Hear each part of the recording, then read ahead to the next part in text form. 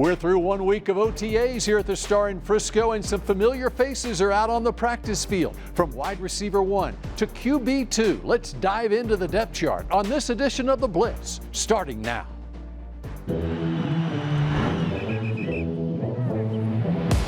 Pops out to the right, breaks a tackle.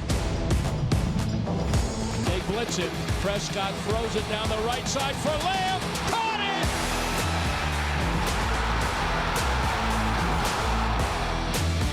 To throw, rush, sacked by Parsons.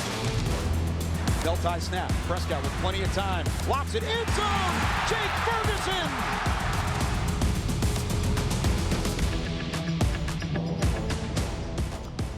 It's time for another edition of the Blitz, and happy Memorial Day weekend to all of you inside the Globe Life studios here at the Star in Frisco. Bill Jones along with Nicole Hutchison. I know school's out for the summer for many out there, but school is in session here for the Cowboys. Started this past week really with the start of OTAs, continues for the next several weeks before they'll be out for the summer. Training camp will be here before you know it, but it's great seeing the team out on the practice field again this past week. Yeah, seeing them out on the practice field has been great, but also the vibes have been great as well. The music's been blasting, so clearly everybody's pumped up to be here. I love to see it, Bill. Yes, and of course we had an opportunity, the media in general around Dallas-Fort Worth, able to watch the practice on Tuesday. There was no Micah at practice on Tuesday. He was here on Monday.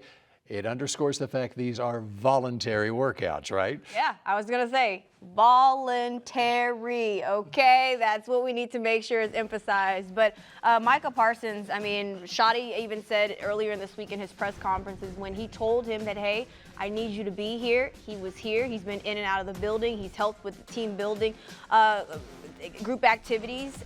So that's something that he's obviously been a part of. So I'm not really worried about Micah Parsons.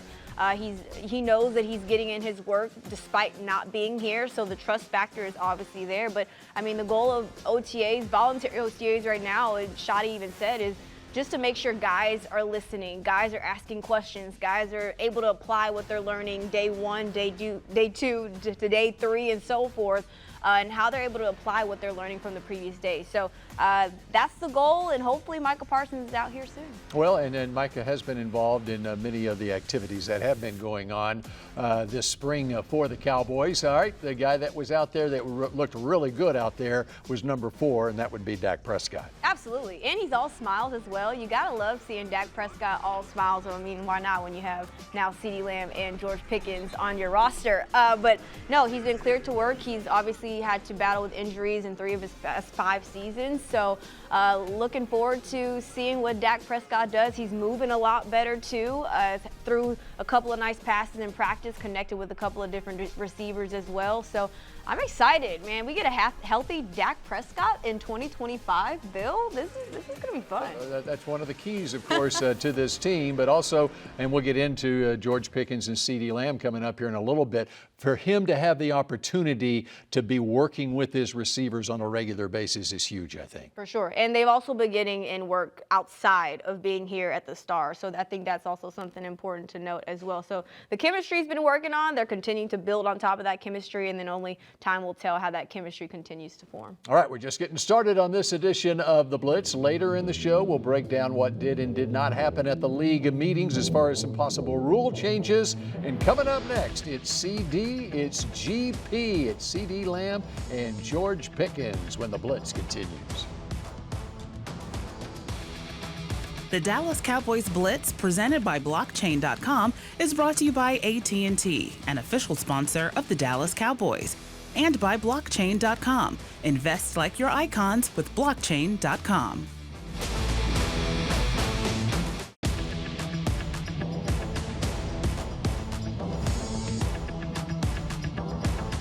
This segment is brought to you by AT&T, official sponsor of the Dallas Cowboys.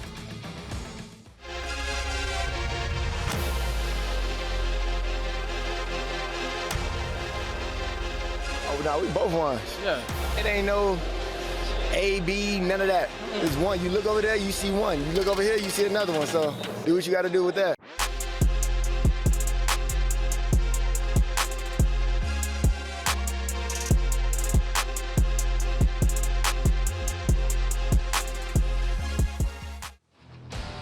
Man, we complement each other very well. Obviously, he's a tall figure, obviously. His ability to go up and get the ball at the highest point is amazing. I don't think anybody in the league that can really, he's up there with the guys in the league, as far as 50-50 balls, deep threat, anything as far as running routes. It's pretty good. It's good to see.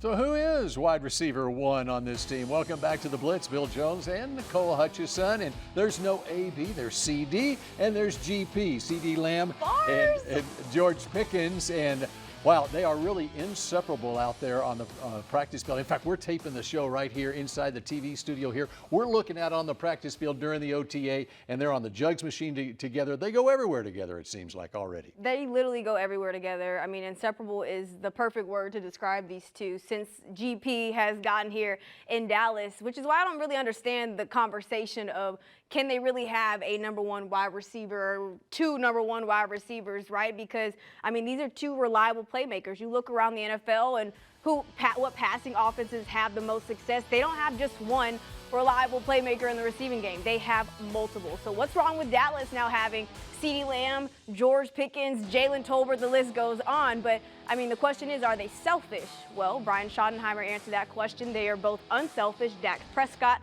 said the same thing, and he said that he's already starting to have those conversations with these 2 guys about whether or not maybe week 1 and maybe you, CD, having to hold the weight. Week 2 is probably going to be GP. So they understand that, which is what I love to hear from Dak earlier this week. And I'm excited to see what these 2 guys do together, Bill. I think it says a lot about CD. Here's a guy with 236 receptions the last 2 seasons. And, he's got wide receiver 1 numbers, and he's accepting of his new teammate. Let's hear what George Pickens has to say.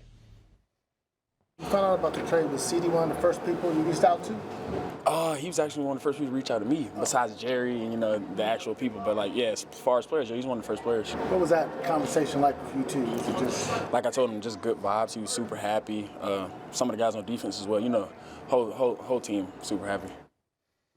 All right, good vibes at the top of the depth chart. What about the rest of the wide receivers? There's really good competition on this depth chart right now. Yeah, absolutely good competition. But I actually got a chance to hear from Jalen Tolbert in locker room earlier this week and asked him, has George Pickens kind of raised the bar for you guys? And he said, honestly, the bar was already raised before GP even got here. So with Brian Schottenheimer kind of creating that culture. But, my thoughts are JT, Jalen Tolbert, finishing off a career best in 2024. He's looking to elevate himself. Kevontae Turpin, the fastest guy in the NFL. You have to incorporate him in this offense as well. So the competition is going to be a lot of fun to watch. But Jalen Crawford, who has had a great training camp the last couple of seasons, had a couple of good catches in earlier this week in OTAs, but I really think it's going to come down to Jalen Tolbert. It's going to come down to Kevontae Turpin, and you got to also mention Jonathan Mingo, who they traded for a 4th-round pick. Yep, you got a 6th-round draft pick from last year, Ryan Flanoy. You got Jalen Brooks as well. It's going to be very interesting, not only here in the offseason, but also in training camp. All right, the Blitz continues in just a moment. Kyle Youmans joins us, and what did the owners vote for and against at the meetings this week? This segment was brought to you by AT&T, official sponsor of the Dallas Cowboys.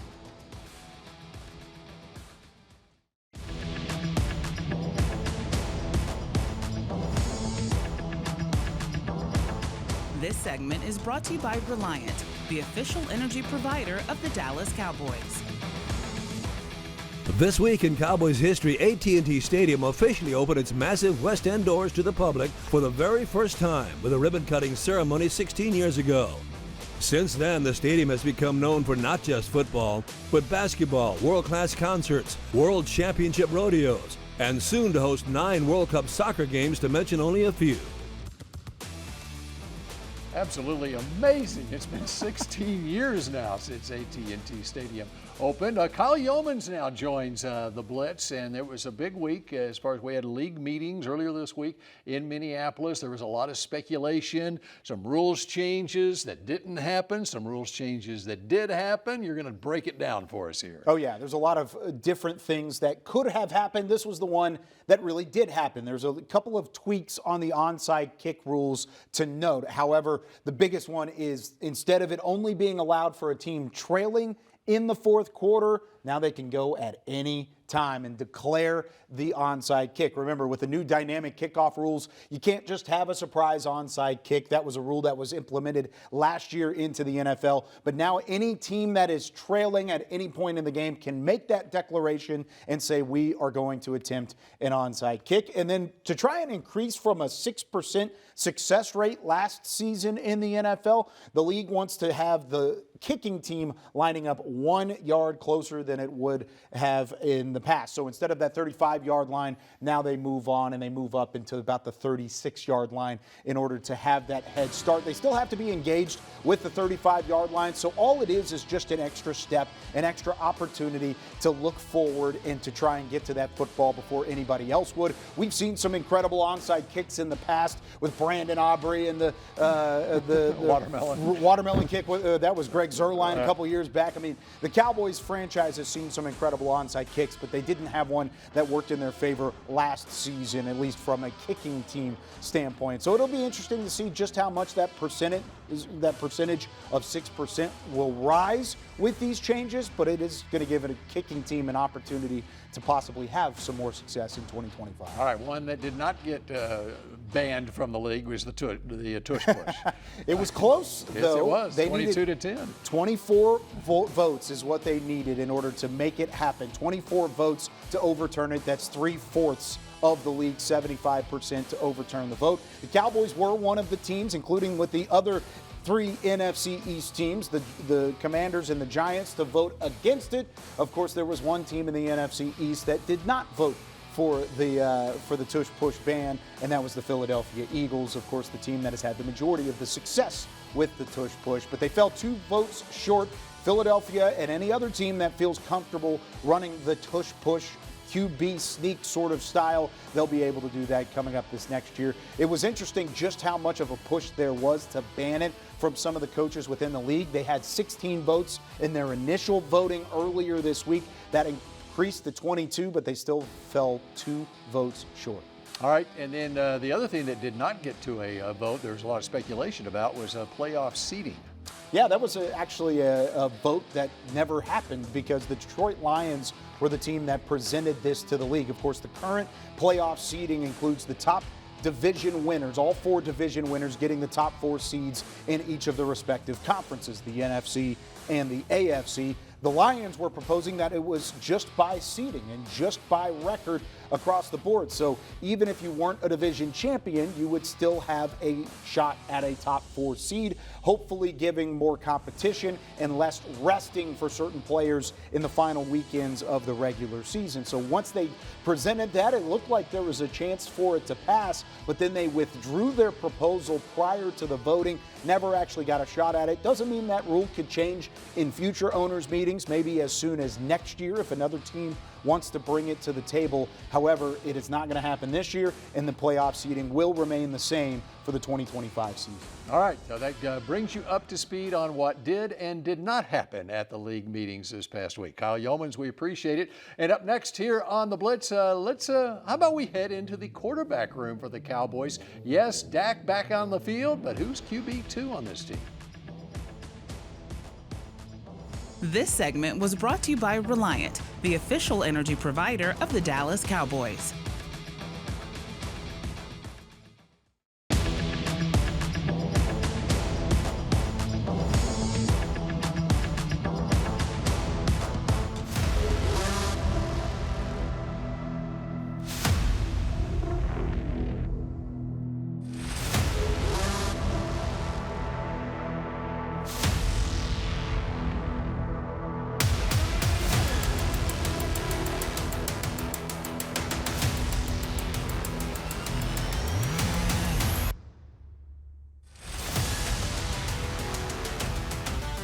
And how much can you do? Pretty much can do it all. Feel good. Yeah, I think I'm just not cleared for contact, which we've got a while for that anyway. So, yeah, I'm out there, and the team activities feel good. Just trying to obviously stay that way. Yeah, feeling great. I would say there's a little ways before contact is permitted for the quarterbacks. But here is the quarterback depth chart right now. 3 quarterbacks on this team. You got Dak Prescott. You got 25-year-old Joe Milton, acquired in the offseason, of course. And you've got 30-year-old Will Grier. So welcome you back here to the Blitz. Bill Jones and Nicole Hutchison. Let's start at the top of the depth chart. It's very important, obviously, for your number 1 quarterback to be healthy throughout the season. That's the goal for Dak Prescott. He looks great out on the field, as we've talked about earlier in the show. But how important is it, you think, for Dak, from his own mindset, to be out here working with them, and how much pressure is on him to have a bounce-back season after missing much of last season, too? Well, it's crucial that he's here to get that extra time to build that chemistry, like we mentioned earlier in the show, with these different receivers, especially with a guy like George Pickens, who just came not even a couple of weeks ago. But the pressure is on. I mean, more so for him, right? Because, I mean, the question of course was, can he lead this team to a winning season? Well, he did that in three straight seasons with 12 wins. Another question was, can he have one of the greatest arms of Cowboys history? Well, he's 3rd on the all-time passing list behind Romo and Aikman, so that question is no question there. But the real one is, can he stay healthy? He's missed a lot of time because of injuries, and can he lead this team to a title? He's got some of the pieces. Now, can those pieces around him help him get there? Because we have to remember that it's not just all Dak Prescott here. The pieces have to help him around him. So hopefully he does live up to that standard. And, of course, in 2023, he finished 2nd in the MVP voting in the league, too. So don't forget that. All right, as far as quarterback 2 goes, you got Joe Milton out here. You got Will Grier. It's been 6 years since the 30-year-old Will Grier started 2 games for the Carolina Panthers. Milton started 1 game, the last game of the season for the Patriots last year. I'm thinking it's going to be Milton's job, but obviously Brian Schottenheimer really likes Will Grier, too. Absolutely. I think he likes both of these guys, and of course the battle will continue until probably the end of preseason, of course, but we know what Will Grier can do. He left in 2023 and came back in 2024 and pretty much did what he could do. But I mean, I feel like now it's more of Joe Milton's time, right?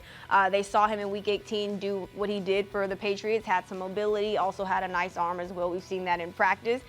He had some nice throws in earlier this week's practice as well that we were able to see. But Schotty had said that one thing that stuck to me was his work ethic is incredible. He also said that he's always the first person in the building and one of the last to lead. He's attacking the playbook and picking things up very well. And also Dak Prescott's taken him under his wing. So that can also play a huge role in how well Joe Milton comes out and performs and Will Grier comes out and performs. But, I mean, obviously both of those guys are putting in the work for sure. All right, we'll wrap up the Blitz when we come back in just a moment. History made on the flag football field at the Star in Frisco this week, and as far as the Olympics are concerned. Closed captioning is brought to you by the Texas Lottery. Dallas Cowboys scratch tickets from the Texas Lottery are here. Play today. To watch more Dallas Cowboys content on your connected TV, download the Cowboys Now app on Amazon Fire, Roku, and Apple TV.